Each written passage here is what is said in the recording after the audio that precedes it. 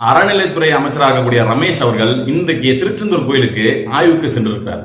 பக்தர்களிடத்துல அர்ச்சகர் லஞ்சம் பெறாங்க, அதனால மாறு வேஷத்துல சென்று இவர் போய் என்ன செய்யறாங்க, நம்ம போய் பார்ப்போம், இப்போதைக்கு லஞ்சம் வாங்குறாங்கன்னு சொல்லி போறாங்க. அமைச்சர் இடத்திலேயே 2000 ரூபாய் என்ன செஞ்சிருக்காங்கன்னா அர்ச்சகர் லஞ்சம் வாங்கியிருக்காங்க.